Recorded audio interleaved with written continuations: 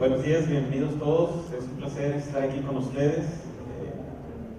Creo que es un público pequeño, pero nos da más confianza estar platicando y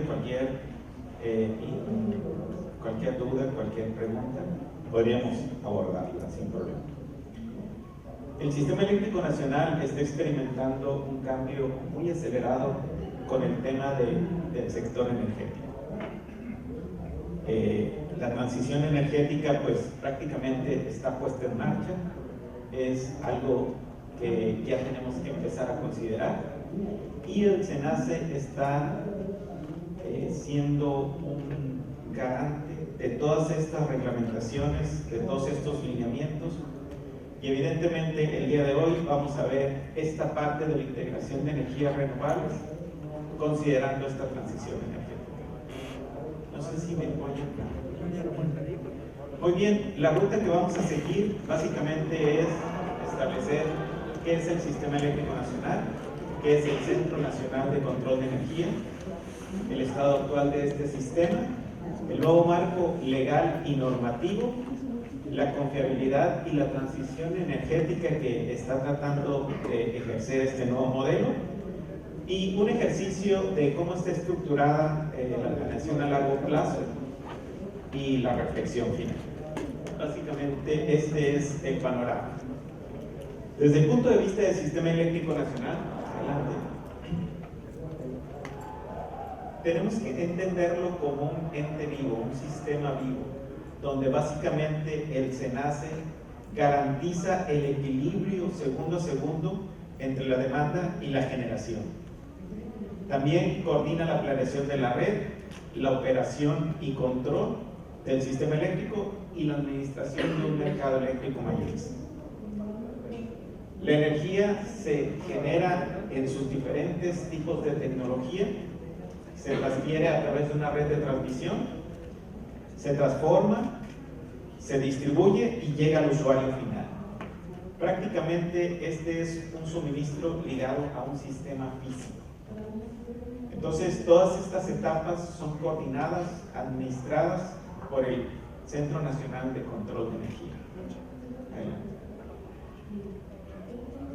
Y bueno, llegando aquí, les presento en una manera muy detallada las facultades y obligaciones actuales del SENACE.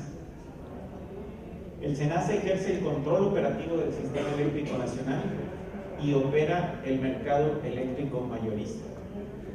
Asigna el despacho eléctrico y considera la demanda controlable para este punto, y actualmente con las energías renovables los sistemas de almacenamiento de energía. Emite las disposiciones operativas del mercado, administra sobre todo los accesos a esta red, ya sea de fortalecimiento a la red nacional de transmisión, como a la incorporación de cargas y de generación. Logra la prevalencia en un marco operativo del mercado eléctrico, evidentemente considerando el despacho económico de carga y sujeto a restricciones de confiabilidad y seguridad. Proporciona información a la CENER para desarrollar y elaborar el plan de desarrollo del sector eléctrico, y por último, prácticamente son los ejecutores de los lineamientos que ofrece esta transición energética. Adelante. Estamos compuestos por 12 centros de control. Nuestra región es la región noreste. Estamos controlando físicamente en la ciudad de Monterrey, Nuevo León, y prácticamente consideramos todo el estado de Tamaulipas para estas actividades. Les quiero hacer un comentario que prácticamente la gerencia noreste tiene una generación total de 22,000 megawatts. De estos 22,000 megawatts, Tamaulipas representa el 36% en generación. O sea, básicamente estamos hablando de 8,800 megawatts de generación, de los cuales Una gran parte, son aproximadamente unos 5,000 de generación de ciclos combinados, y otro porcentaje alto en cuestión de energías renovables de cerca de 1.700 megawatts. O sea, el grueso de la generación eólica en la gerencia noreste está en el estado de Tamaulipas. El estado actual del sistema eléctrico nacional, pues tenemos una red eléctrica en el 100% del territorio nacional. Prácticamente abarcamos todos los estados.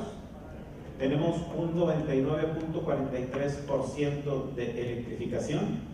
Ayer el gobernador del estado de Tamaulipas comentaba que uno de los propósitos de este estado es electrificar al 100% de la población. Básicamente es una tarea importante y de alguna manera la brecha que tenemos cada vez es más corta. Administramos 4 sistemas eléctricos. Todo el sistema eléctrico nacional se compone por un sistema interconectado nacional, que es la mayor parte, y nos proporcionan 3 sistemas adicionales en la zona de Baja California. Tenemos una capacidad instalada a nivel nacional de 90,000 megawatts y una generación o una demanda, de 56,000 megawatts. O sea, prácticamente estamos casi al doble de generación contra la demanda. Pudiéramos decir que tenemos garantizado este rubro. Sin embargo, hay generación que de alguna manera tiene una cantidad de años considerable, que casi está en la obsolescencia, y la reglamentación también va empujando a empezar a desplazar esta generación. Tenemos 9 interconexiones internacionales con 3 países y 7 niveles de voltaje que controla el SENACE, para un total de 110,846 kilómetros de longitudes de línea. La capacidad instalada, como les comentaba, sigue creciendo. En 2023 teníamos un total de 89,008 megawatts, y esta es la distribución que se tiene. En ciclo combinado es el 39.4%, seguido por hidroeléctricas, térmica convencional, pero la energía eólica y fotovoltaica está adquiriendo un porcentaje importante de este total. Para 2024 hubo un crecimiento de 1.7% para llegar a 9,543. Aquí se espera que la generación que más vaya a incrementar tiene que ser la renovable. Adelante. Esta es la misma gráfica, pero considerando la energía anual que se genera. Adelante. Estos son los principales centros de consumo en todo el país. La región noreste le toca una parte de Coahuila, y en ella tenemos una demanda de 1,540 megawatts. Tenemos la parte de frontera, que es Reynosa y Matamoros, con una demanda de 1,700 megawatts. La zona metropolitana de Monterrey y Saltillo tiene la mayor concentración de demanda en la región noreste, de 6,124, y la zona huasteca, que corresponde a Tampico y ciertos municipios, corresponde a 1,861. O sea, prácticamente la zona huasteca es el centro de carga más grande, seguido de Monterrey, que se administra. Adelante. Esta gráfica muestra el comportamiento de la demanda máxima instantánea y la reserva operativa en el periodo de 2023 a 2025. En 2023, curiosamente, tuvimos una demanda que tuvo su punto máximo en el 21 de junio del 2023 con 53,702 megawatts. En ese momento tuvo un crecimiento del 10% con respecto al año anterior. Este crecimiento realmente es atípico, Normalmente tenemos un crecimiento natural constante de un 3 a 4%. Sin embargo, el sistema, SENACE, CFE y todos los que componemos al sector eléctrico, tenemos que atender la demanda que segundo a segundo se nos requiere en el sistema. Comparado con el 2024, el crecimiento no fue tan considerado, fue de aproximadamente un 0.01%, prácticamente no aumentamos. Y el otro punto interesante es que para 2025 tuvimos una reducción en el incremento de demanda. Este año en particular no tuvimos esa proyección de crecimiento. En cada uno de los puntos la reserva operativa se mantuvo en márgenes confiables. Prácticamente los puntos que más empezamos a sufrir fue en el 2024, donde bajó por debajo del 6% de la reserva operativa en los meses de mayo. No sé si recuerden que hubo un periodo de calor extremo en donde ahí tuvimos esos bajones de reserva operativa. Adelante. Esta es la evolución de la capacidad acumulada de la generación. Prácticamente, como comentábamos, el 39% es de ciclo combinado, pero se está incrementando considerablemente la generación eólica y la generación solar. Adelante. Esta es la capacidad por tecnología. Para el 31 de julio de 2025 tenemos aproximadamente 40.963 megawatts de ciclo combinado, que representa el 41%, comparado con el 39.4% del año anterior.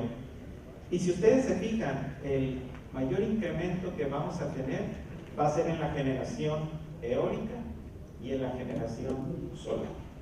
La generación solar es la que presentó un incremento del 3%. O sea, prácticamente estamos tendiendo a la mejora de la energía renovable.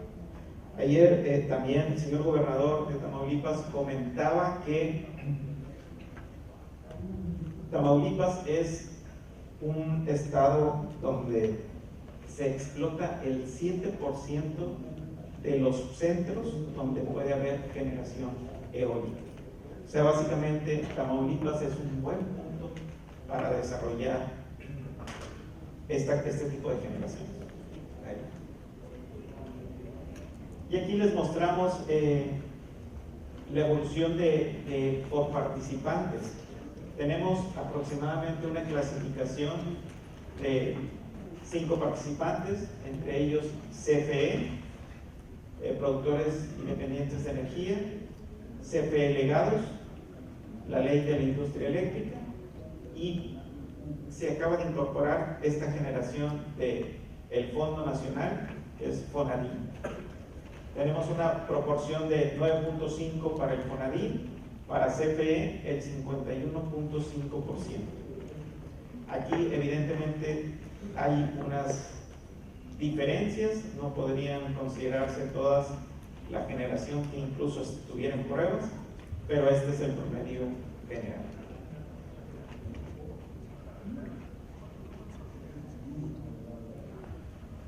Esta es la energía inyectada por tipo de generación.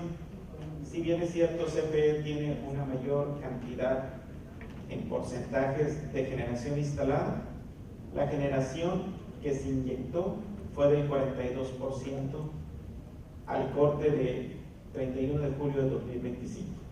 O sea, prácticamente tenemos esta distribución que de alguna manera se intenta incrementar por parte de CFE. Adelante. Y bueno, la capacidad instalada en operación y pruebas del Sistema Eléctrico Nacional tiene esa distribución, y concentrándonos en la gerencia noreste, tenemos una generación eólica de 3.527. O sea, básicamente estamos teniendo un buen porcentaje de esta generación, alrededor del 10-15%. para esta gerencia. En cuestión de fotovoltaicos no tenemos una cantidad considerable. Tenemos también una baja generación hidroeléctrica y la mayor parte de generación que tenemos es térmica convencional y ciclos combinados, con el 18.180 megawatts de los 22.000 que prácticamente se consideran. El nuevo marco legal ha intentado revertir algunos puntos que evidentemente consideraban no adecuados, como la fragmentación de la CFE y la pérdida de planeación eléctrica.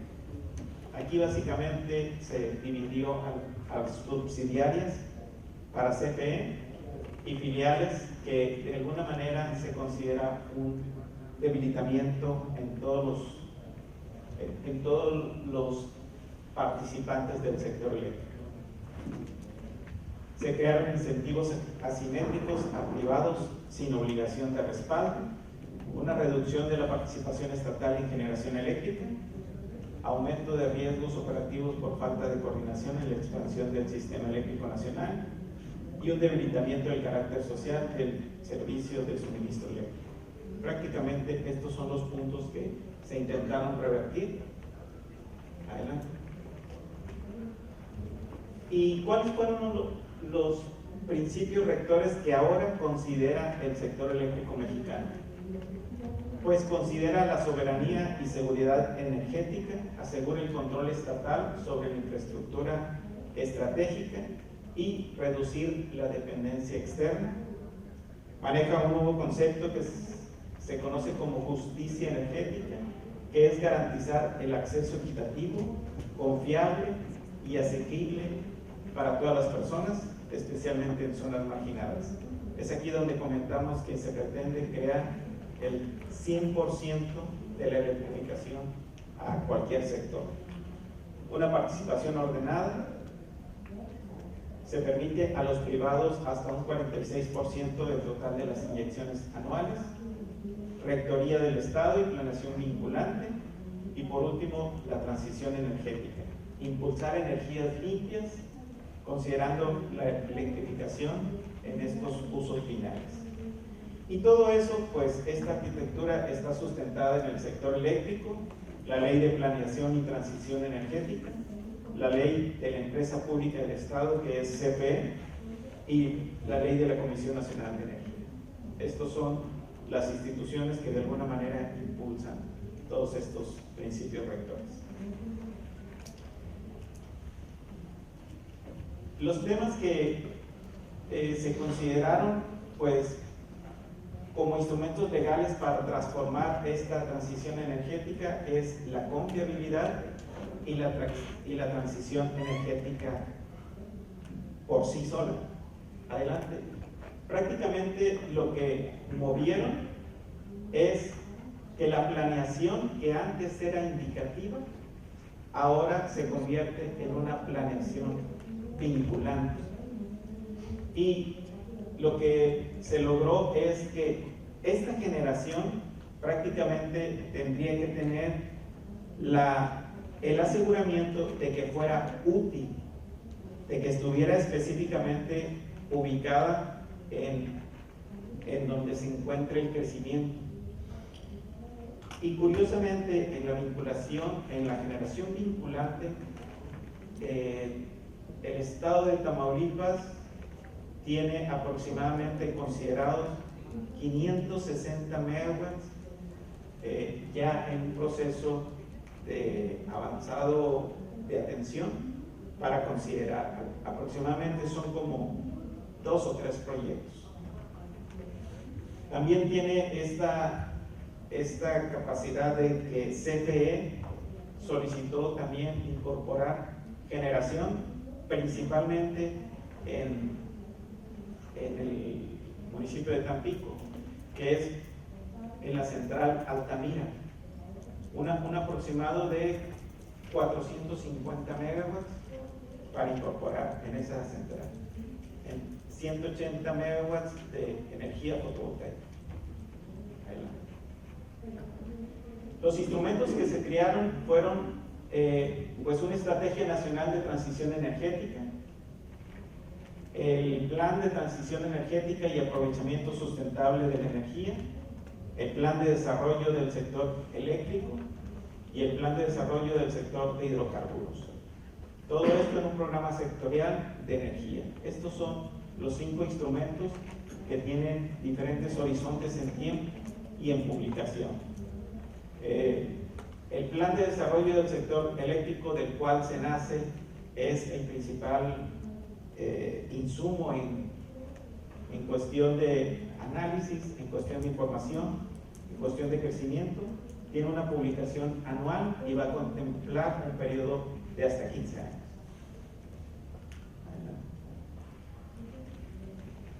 Y este es el Consejo de Planeación Energética, donde, si ustedes ven esta figura, prácticamente se considera a todos los participantes del sector energético.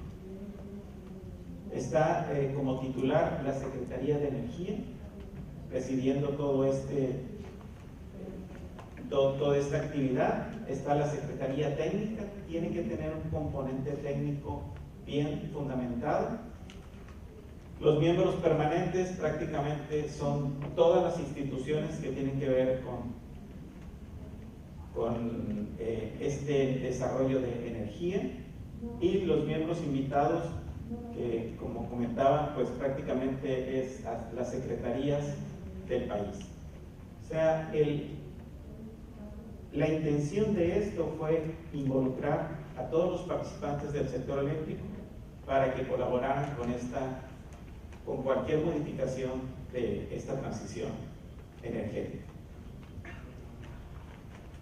Y bueno, les quiero presentar un ejercicio de planeación a largo plazo realizado por el SENACE, donde se establece qué aspectos hay que considerar. Y el punto es, adelante, es considerar la generación distribuida, porque básicamente se ha incrementado en un porcentaje muy interesante, donde incluso se espera que entre el clima y entre aspectos de crecimiento económico, se ha detectado que muchos de los transformadores de distribución están decrementando en lugar de incrementar su transferencia. ¿Y cuál es una de las posibles razones? La generación distribuida. También va a considerar el tema de electromovilidad en ciudades como el Estado de México, la Ciudad de México, Monterrey. La electromovilidad empieza a ser un factor importante a considerar, y evidentemente lo que conlleva es a crear puntos de carga grandes. Entonces, todo esto hay que considerarlo. Y por último, la electrificación en sectores. Hay que considerar el escenario macroeconómico con los costos variables de operación, el sistema existente y los proyectos instruidos que en estos últimos años han empezado a ser muy desarrollados, atendidos, e incluso CFE trae estas carteras de inversiones para darle esta atención y llevarlos a buen puerto a todos los proyectos instruidos en el PRODECEN anteriormente y PLADECE actualmente. Hay que considerar las energías limpias y obviamente los caudales para la generación hidroeléctrica, los proyectos candidatos de centrales eléctricas y enlaces que tiene que ver con esta planeación vinculante, y hay que crear una expansión óptima y una planeación en la operación. Todos estos componentes se están considerando y básicamente se pretende crear una especie de consideración global para la expansión de la red. Adelante. Aquí les presento la evolución que se tiene en cuestión de energías limpias para 2025, con generación distribuida o sin generación distribuida. Andamos aproximadamente en el 30% y se espera que para el 2030 se tenga un porcentaje de 36%. Adelante. Para el 2039 se espera que este porcentaje se incremente hasta un 45-47%. O sea, prácticamente se está apostando por las energías renovables, específicamente fotovoltaicas y eólicas, hasta tener estos porcentajes. Adelante. Y bueno, como etapa final quisiera compartirles algunas reflexiones que se han tenido en este análisis. Y el Sistema Eléctrico Nacional enfrenta esta etapa clave. Por un lado, debe garantizar la confiabilidad y seguridad operativa, con una red eléctrica en crecimiento y una demanda constante en crecimiento. Por otro lado, tiene que adaptarse a los nuevos modelos energéticos, impulsar la transición energética y facilitar la incorporación de las tecnologías emergentes, como lo que platicábamos de los sistemas de almacenamiento.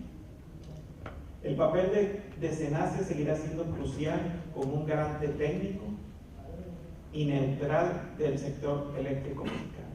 Prácticamente SENACE es el que se va a encargar de aplicar todos estos lineamientos.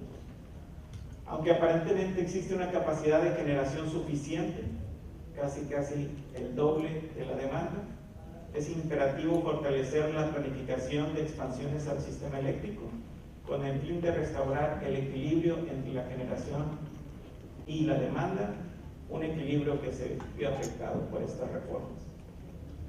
Es necesario desarrollar las capacidades técnicas y operativas que permitan gestionar un sistema eléctrico nacional y un mercado de energía eléctrico que equilibre los intereses públicos y privados, tal como lo plantea la nueva administración federal. Y finalmente, una transición energética justa no se impone ni se improvisa. Se construye con planeación, metodologías y modelos correctos, respaldo técnico y una visión pública. Quisiera terminar esta conferencia comentándoles que SENACE es un garante de todas estas lineamientos de la reforma energética, sigue siendo necesario para mantener un mercado eléctrico y evidentemente está abierto para considerar las mejoras de un sistema eléctrico nacional. Muchas gracias.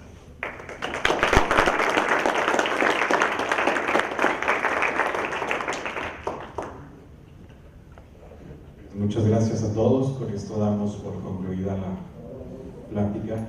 Y nosotros vamos a darle un reconocimiento al maestro de parte de la Secretaría.